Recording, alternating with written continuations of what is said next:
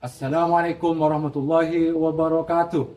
Kepada yang terhormat Bapak Ibu penguji, uji kinerja UKM PPG Batch 4 tahun 2025. Perkenalkan, nama saya Ahmad Mukhotib SPDI dengan NIM 250109114902, merupakan mahasiswa PPG dalam jabatan Batch 4 LPTK UIN Maulana Malik Ibrahim Malang.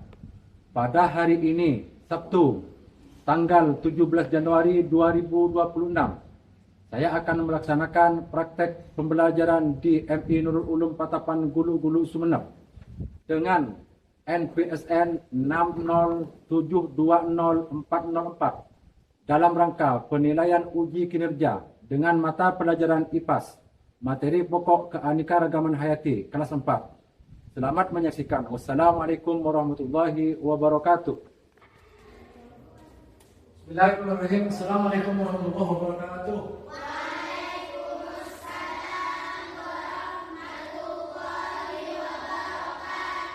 Bagaimana kabarnya hari ini, anak-anak? Sebelum belajar kita mulai, mari kita terlebih dahulu doa bersama-sama ya, supaya pelajaran kita hari ini pada Allah diberi kelancaran. Kepada ketua kelas untuk memimpin doa ke depan.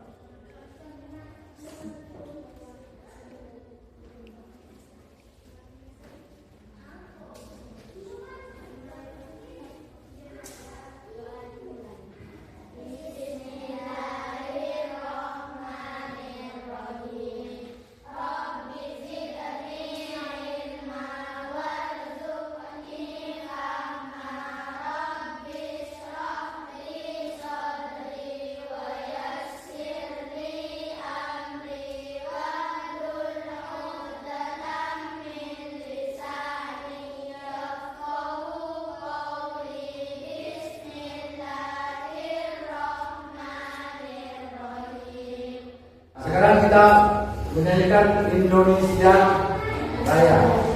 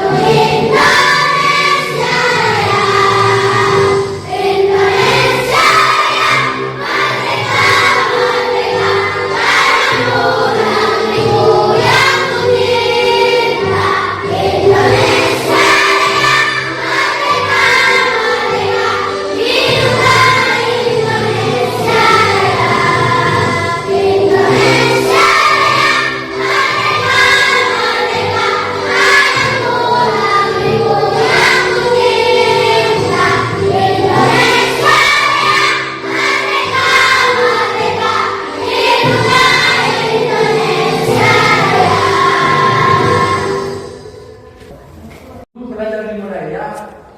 Saya mau absen dulu ya. Siapa yang hadir dan siapa saja yang tidak hadir pada hari ini ya. Jazila. Siapa Abdul Badriya? Anisma Muhammad Wasaid. Irdi Watul Adimah. Jamila. Jamila. Arif Masyidi Sakira. Anda Fido Fatah Alfan Niam, Muhammad Abu Sulaiman,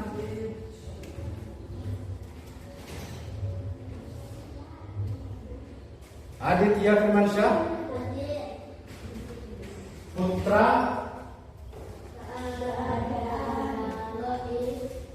siapa lagi? Semoga cepat sembuh ya, supaya bisa belajar bersama lagi. Muhammad Faiz, mana Faiz? Kita doakan bersama-sama ya, semoga cepat sembuh. Sebelum pelajaran kita dimulai, alangkah baiknya lebih dahulu kita memberikan atau tepuk tangan atau tepuk semangat. Apakah kalian bisa untuk tepuk semangat? Bisa. Tepuk semangat.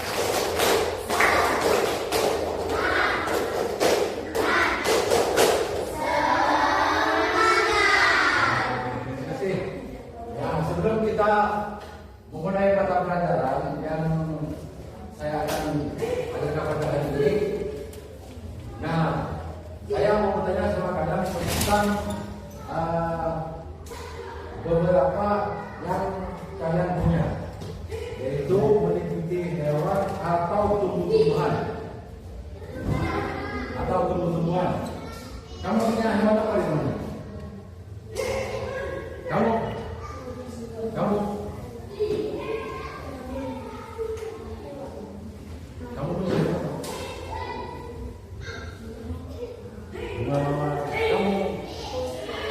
Kamu ayam. Firman punya hewan peliharaan belum? Kamu punya hewan? Kamu punya hewan apa belum?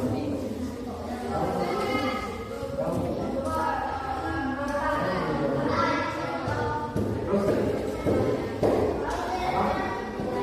Ibuan. Nah, dari beberapa pertanyaan saya akan, tapi kalian semua punya hewan peliharaan di rumah. Dan tujuan kita pada hari ini, tujuan pelajaran kita pada hari ini yaitu tentang keanekaragaman hayati. Mungkin di antara kalian ada yang tahu apa itu keanekaragaman hayati? Kamu tahu apa sih arti keanekaragaman hayati? Ada yang tahu? Oke kan? Ada yang tahu? Ya. Makanya kalau sudah tahu, nanti akan saya jelaskan. Nah, sekarang Bapak akan jelaskan tentang apa sih yang dinamakan atau arti daripada keanekaragaman hayati itu, yaitu tentang suatu variasi, ya, tentang suatu variasi makhluk hidup yang meliputi perbedaan gen, terus spesies, yang ketiga yaitu faktor ekosistem. Itu yang dinamakan keanekaragaman hayati. Nah, di sini ada beberapa yang akan saya terangkan, yaitu yang pertama adalah keanekaragaman hayati. Keanekaragaman hayati tingkat gen, yaitu tingkat gen yang mencerminkan suatu variasi dalam satu spesies. Contoh seperti pisang tanduk, terus pisang rajawi, pisang. Kesemuanya itu yaitu satu spesies, yang berarti pisang ini menunjukkan tentang keanekaragaman tingkat gen. Paham? Nah, yang kedua yaitu keanekaragaman hayati tingkat spesies. keanekaragaman hayati tingkat spesies itu yaitu keanekaragaman yang mencakup variasi antar spesies. Contoh di sini adalah gajah Asia dan komodo.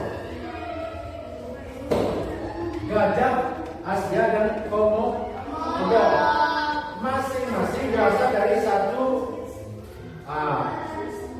masing-masing berasal dari spesies yang berbeda dengan ciri khas tersendiri. Itu yang dinamakan keanekaragaman tingkat spesies. Dan yang ketiga adalah keanekaragaman tingkat ekosistem, yaitu keanekaragaman yang mencerminkan perbedaan lingkungan hidup. Contoh adalah seperti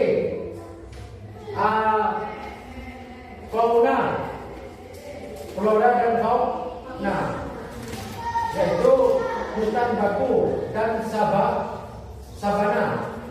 Itu merupakan keanekaragaman hayati tingkat ekosistem.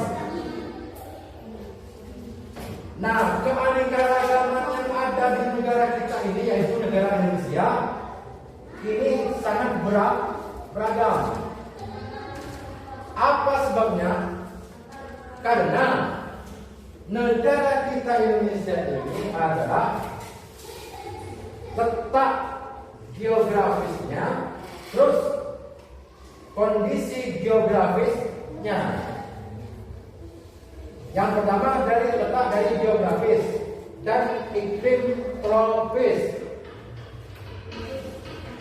dan terbagi menjadi 3 wilayah.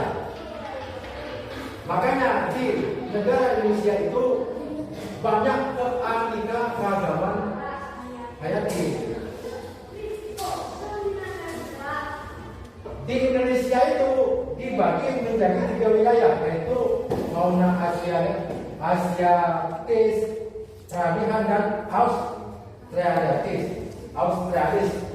Untuk mendalami materi yang setelah saya sampaikan, Bapak akan memutarkan video yang berkenaan dengan keanekaragaman hayati.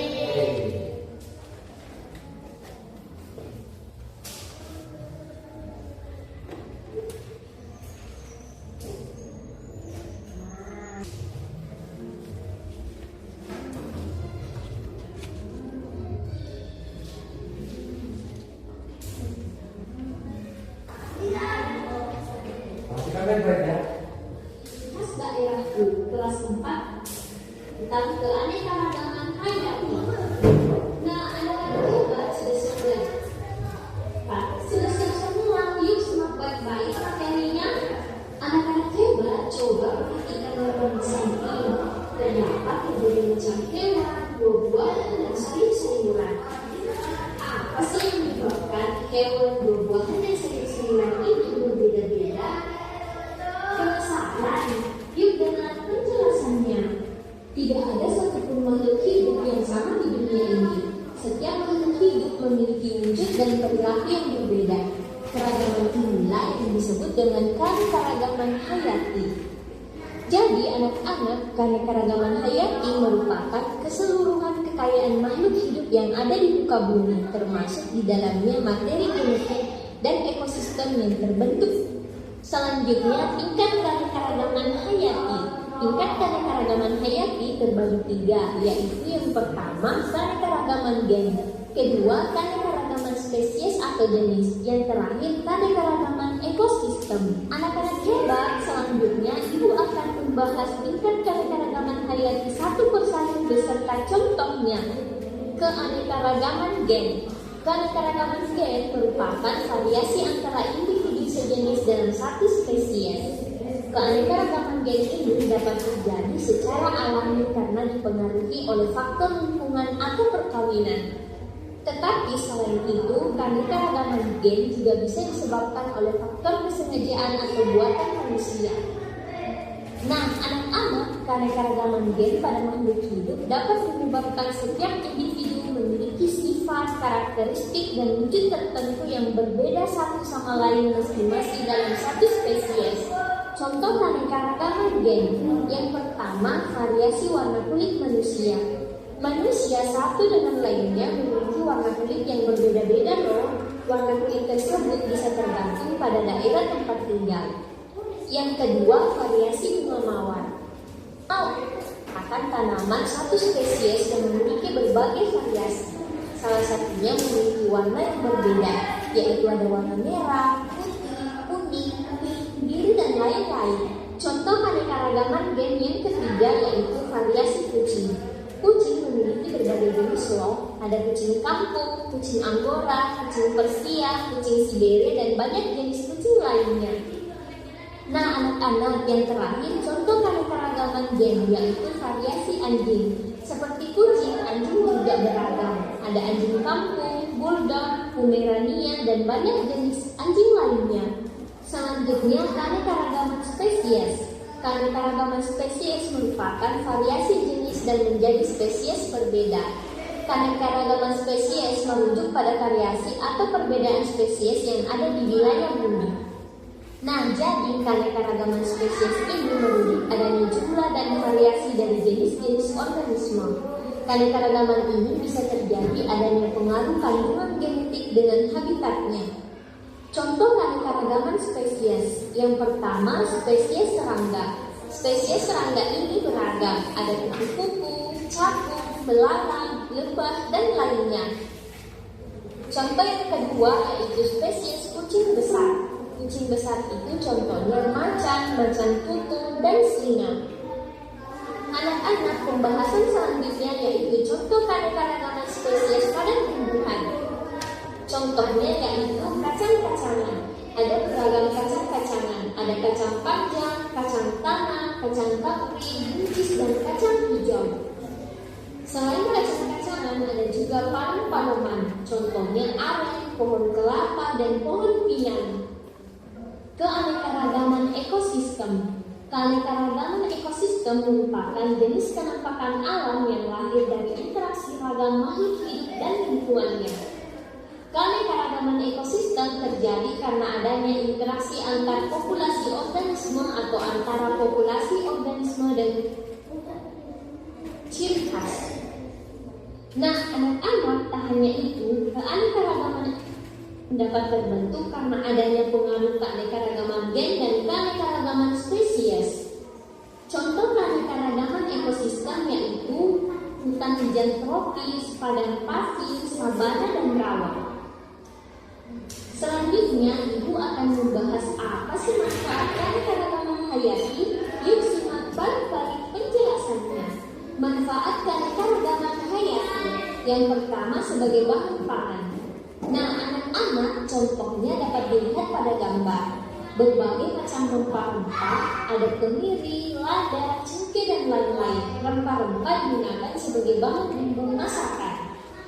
Anak-anak, selanjutnya ragam tumbuhan dan hewan. Allah Subhanahu wa Ta'ala menciptakan ragam tumbuhan dan hewan agar dapat memenuhi kebutuhan manusia, yaitu tumbuhan dan hewan ini dapat dijadikan lauk makanan.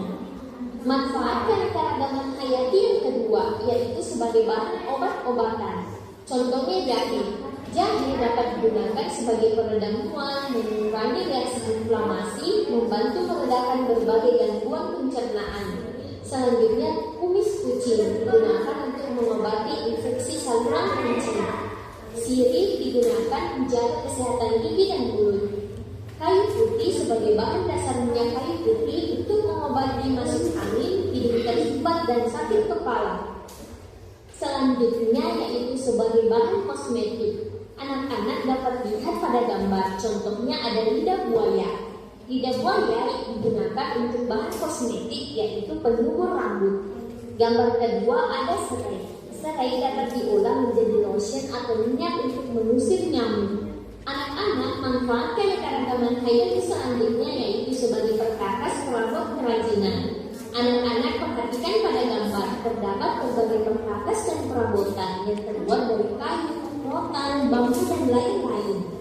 Selanjutnya sebagai bahan pakaian, anak-anak perhatikan pada gambar. Ada berbagai pakaian, kapas, serat nama, serat eceng gondok dapat digunakan sebagai bahan untuk membuat pakaian, tas, sandal, dan lain-lain. Berikutnya manfaat keanekaragaman hayati yaitu sebagai alat musik. Keanekaragaman hayati dapat dimanfaatkan juga menjadi alat musik alat musik tradisional maupun modern. Bambu dapat dibuat menjadi alat musik suling dan angklung. Kayu dan kulit hewan dapat dijadikan alat musik gendang. Selain manfaat yang sudah Ibu sebutkan, keanekaragaman hayati juga bermanfaat sebagai sumber pendapatan. Pemanfaatan suatu bagian tertentu pada flora maupun fauna dapat dijual dan langsungnya digunakan sebagai sumber pendapatan. Yang terakhir yaitu sebagai sarana rekreasi. Lengkapnya keanekaragaman hayati akan menjadikan suatu kawasan memiliki pemandangan yang indah, sehingga kawasan tersebut dapat dikembangkan sebagai kawasan wisata alam.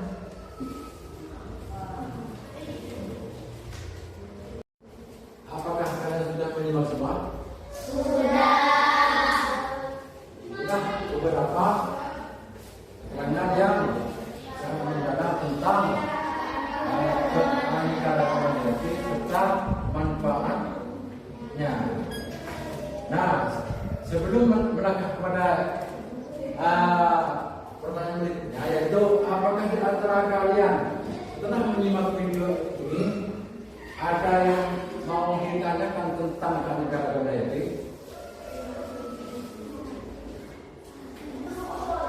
Paham semua tentang keanekaragaman hayati tentang manfaatnya? Nah, untuk mengetahui tentang paham atau tidaknya, saya akan membentuk beberapa kelompok untuk mendiskusikan tentang keanekaragaman hayati tentang manfaatnya. Nah, di sini ada 15 orang kan? Maka 15 orang ini dibagi menjadi 5, berarti 1, 2, 3, 4, 5. Berarti menjadi 3 kelompok. Nah, setelah ini akan saya suruh satu persatu, satu kelompok itu masing-masing harus mempresentasikan ke depan. Bagaimana? Nah, selanjutnya saya akan bagikan tugas kepada kalian, yaitu tentang materi yang telah saya sampaikan, yaitu tentang keanekaragaman hayati. Nah, silakan. Ini ada di sini. Nah, ini kelompok yang ini menghadap sana. Yang ini harus sini. Pak, di sini. Di sini aja ya. Nah, ini. Terus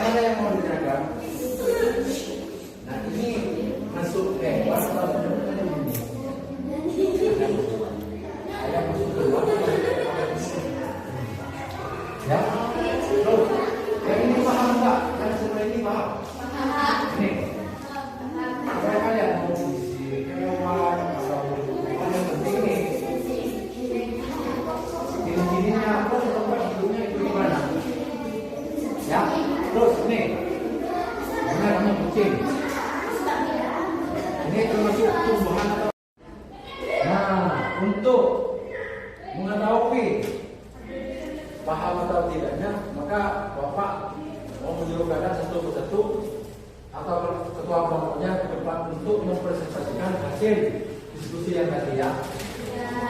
Nah, sekarang saya akan menyuruh ketua kelompok. Siapa ketua kelompoknya di sini? Ya silakan, saya jelaskan ke depan.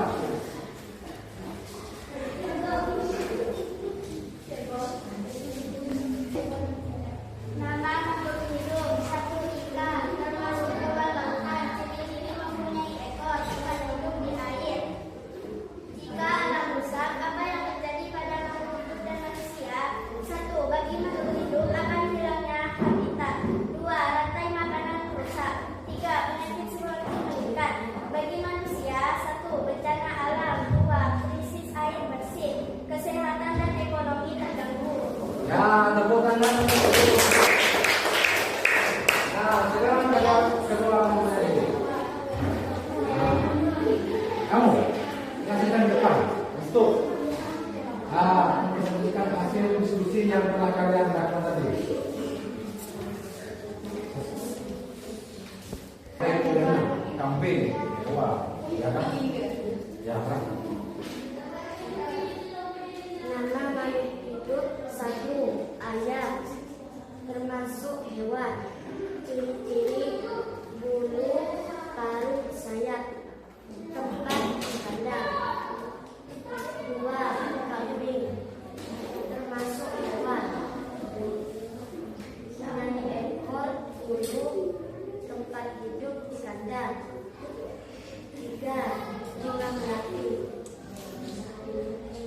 termasuk tumbuhan. Ciri-ciri warnanya tempat hidup di dalam rumah. Empat, bunga mawar, termasuk tumbuhan. Warnanya merah dan batangnya duri.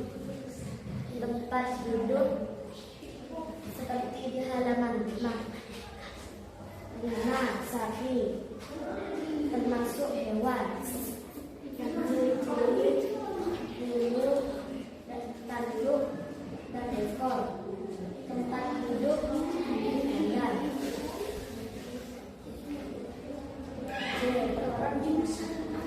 Bagi makhluk hidup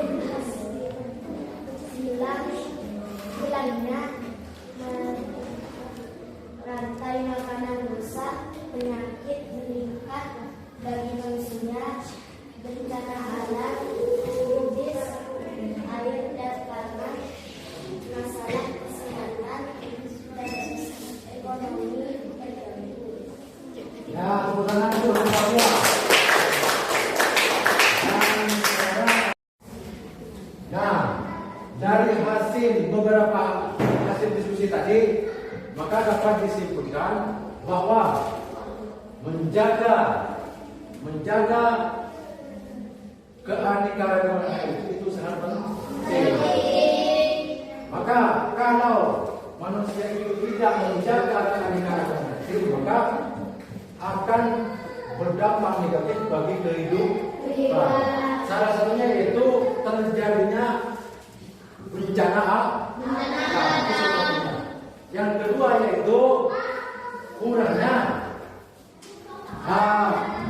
ekosistem yang ada di sekitar kita. Itu beberapa dampak negatif bagi kehidupan manusia. Maka di sini saya akan sampaikan bahwa perlu menjaga yang namanya keanekaragaman hayati. Jangan sampai kita itu menebang pohon sembarangan, memburu hewan dengan seenaknya. Itu akan mengancam atau bisa menyebabkan kerusakan terhadap keanekaragaman hayati. Maka dari ini saya sampaikan kepada kalian perlunya menjaga keanekaragaman hayati.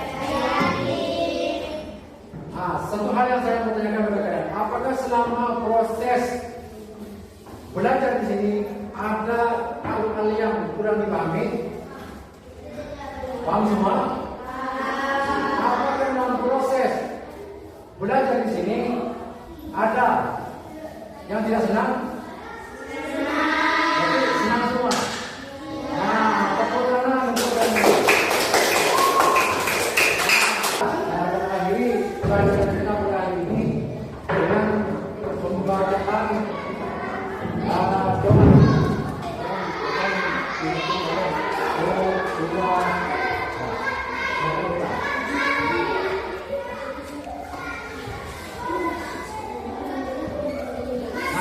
Semoga apa yang disampaikan Bapak Wali tadi ya akan membawa manfaat bagi kita semua.